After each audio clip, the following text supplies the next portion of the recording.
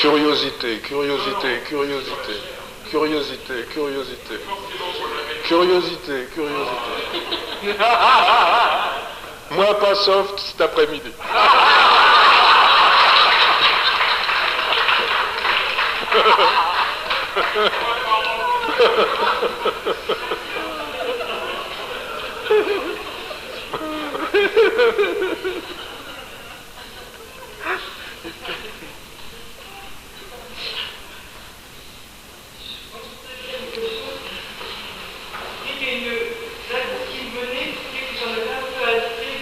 Et elle fait son intéressante, ça y est, elle fait son intéressante. Ça y est, c'est parti, tais-toi.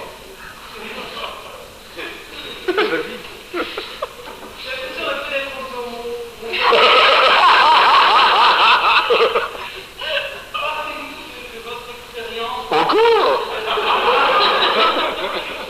Moi, je souffre effectivement de la pensée qui est sur moi actuellement, mais je souffre aussi de la pensée qui est là. Je veux dire, l'inertie de tout ce monde qui assiste à sa chaîne, on a du mal.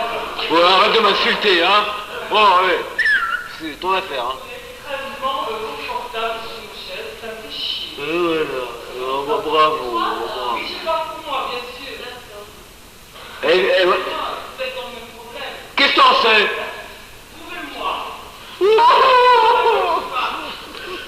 Tu sais qu'on ne peut pas prouver le goût de la mangue à celui qui n'a pas mordu la mangue.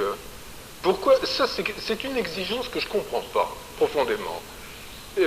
On est dans un domaine où ce qui est revendiqué par tous, c'est, entre guillemets, faire l'expérience d'eux. Et face à la situation dans laquelle on se trouve, qui peut ou pas être reconnue comme souffrance, on est là à exiger de celui qui témoigne au travers de la forme, peu importe, qu'il revêt, on est là à exiger de lui qu'il nous prouve quelque chose. On n'est pas là pour prouver quelque chose. Non. C'est pareil. Bien sûr. Bon, attends. Si je peux me permettre, je vais évoquer une anecdote personnelle. La première fois que j'ai rencontré Chandra Swami, il y a 25 ans de ça, dans la forêt, sur les bords du Gange, dans les contreforts de l'Himalaya. C'était un petit bungalow et je le rencontrais donc, c'est la première fois qu'on bavardait vraiment ensemble. Et il me dit, d'où viens-tu? Comme on dit souvent en Inde, where do you come from? Bon. Il me dit, il avait beau être gourou, ça ne changeait pas des autres Indiens, mais bon. Et je lui dis, je viens de la France. Et là, ça a vite changé des autres Indiens. Il m'a dit, prouve-moi l'existence de la France. Alors, les autres Indiens, ils ne m'avaient jamais demandé ça. Et je lui dis, moi j'en viens. Il m'a dit, je te crois pas. J'ai dit, mais il y a des livres qui parlent de la France. Il me dit, moi je crois pas les livres. Alors je lui dis, mais il y a des cartes qui montent pour aller en France. Et il me dit, moi je crois pas les cartes. Alors j'ai dit, mais il y a des photos, il y a des photos. Il me dit, moi je crois pas les photos. Alors là j'étais à bout d'arguments et je dis, je sais pas comment faire. Il me dit, si, il y a une façon. Il y en a une. Tu me prends par la main et tu m'emmènes en France. Et tant qu'on n'est pas rendu en France, si je prends le risque de te prendre pour guide, et si mon intention c'est de connaître la France, je te suis. Et quand on arrive en France, tu me dis, voilà, c'est la France. Eh bien il me dit, pour la réalité, pour Dieu c'est pareil. Moi je peux te parler de Dieu. Et tu peux me demander de le prouver. Je peux te dire, moi, je connais Dieu. Il y a des livres qui parlent de Dieu. Il y a des cartes, il y a des murtis, des représentations. Mais ultimement, il n'y aura qu'une seule façon. Je te prends par la main et je t'emmène. Mais jusqu'au bout. Il faudra que tu prennes le risque du chemin que je te propose. Il y a 25 ans, j'ai pris ce chemin-là. Et il m'a emmené jusqu'au bout. Et maintenant, moi, je vous propose ce chemin-là. Et je ne peux pas vous le prouver autrement que lui me l'a prouvé. Il y en a au moins un dans cette salle qui l'a déjà fait avec moi. Jusqu'au bout. La plus haute responsabilité d'un homme est de n'être pas sauvé par un autre. S'il y a une conscience messianique, elle est obligatoirement une conscience historique qui concerne l'humanité tout entière. La responsabilité de l'humanité est d'être, elle, tout entière, le Fils innombrable, le Fils unique plusieurs. Qu'il y ait au cours de l'histoire des êtres qui rappellent une alliance d'origine, un pacte éternel qui lie l'homme à ce destin-là, c'est un fait. Mais ultimement, c'est l'humanité tout entière qui a pour destinée d'être messianique. Et s'il y a instructeur du monde, ce n'est jamais celui par qui le sauvetage arrive. C'est celui par qui l'obligation de responsabilité est énoncée.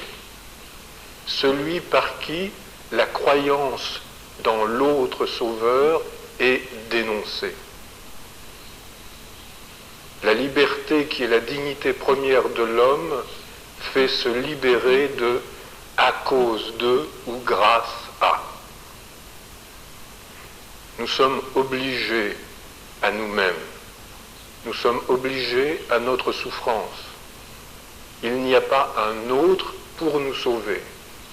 Mais il y aura constamment des êtres pour rappeler cela.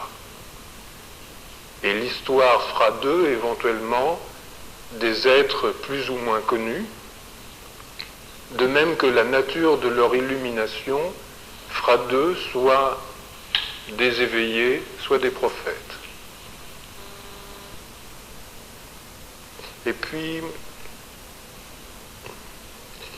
c'est un mystère aussi que l'action de tels êtres, parce que elles semblent à la fois suivre un ordre et en même temps s'inventer à chaque instant. Je pense que la sincérité de notre recherche voudrait qu'on s'oblige. Vous savez, si vous écoutez vraiment en filigrane, si vous ne comprenez pas toujours la forme du discours de Solaris, bon, je le dis, je le répète, pour moi c'est un artiste. Il a une façon de jouer avec les mots comme avec de la peinture ou de la lumière, et bon, quand il fait un tableau comme ça, on n'est pas peut-être toujours à même de suivre. Bon. Mais quand on perçoit l'intelligence du tableau, pendant qu'il est en train de le faire ou au moment où il l'a fait, on reconnaît là quelque chose. Bon. Et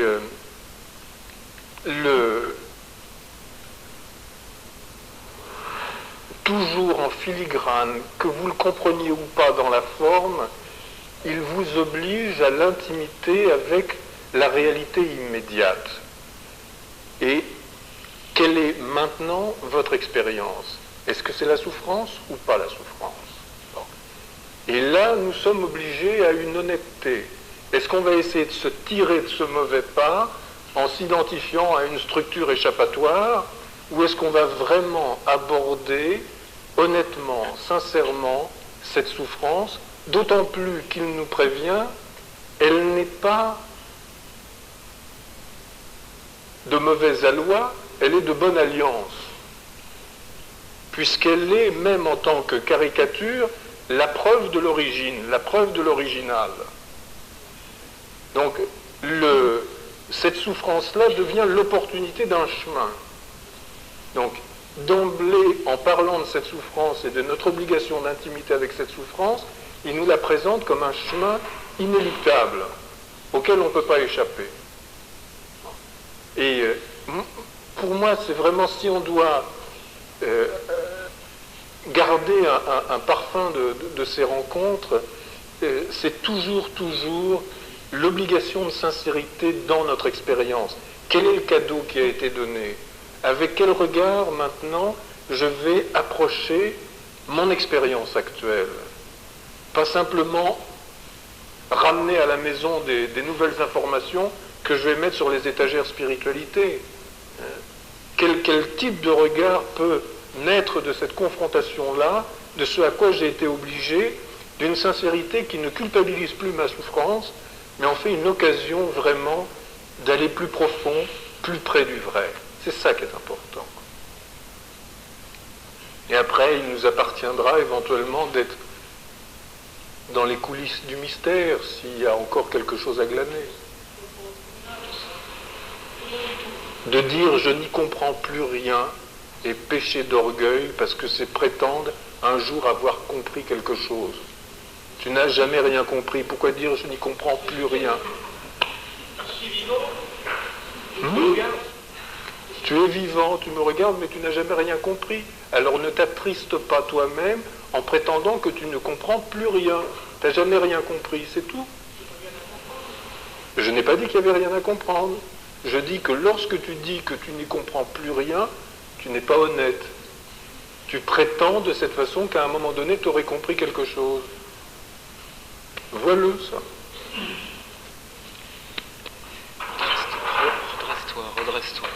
Redresse-toi, enlève ton sac, là. Arrive. Voilà. Puis tiens ta tête droite. Voilà, t'es arrivé. T'as reçu un coup, quoi. Alors, tiens-toi droit. Je m'efforce constamment de rien créer. Oh, ça va. Pour rien créer, pour rien éprouver, pour simplement laisser ce qui est tranquille. C'est-à-dire la vie, et rien d'autre. Alors si c'est réel, il n'y a pas de problème. Eh ben, il n'y a pas de problème. Il n'y a pas de problème, donc tu n'as pas de problème. Pourquoi faire un problème là où il n'y en a pas? Ah, donc il y a un problème. Ah, voilà. Ah, il faut le voir au millimètre près. Ah.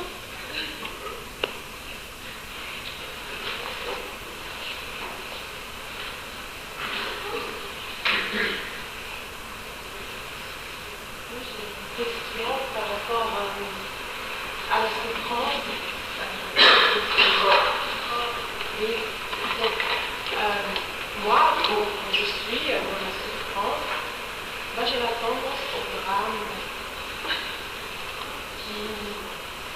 qui m'amène complètement encore à la périphérie, où je crée encore une autre réalité que la souffrance. Je ne sais pas très bien comment l'exprimer, mais que ça devient très bordélique. Très.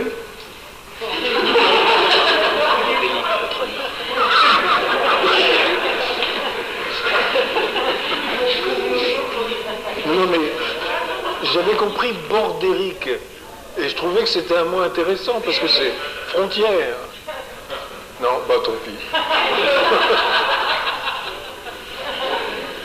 C'est une question à Solaris?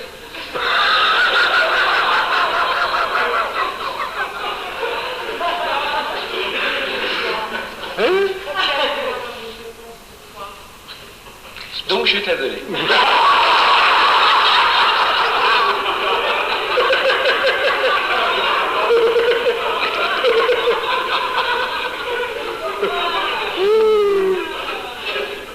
Gourou habitant.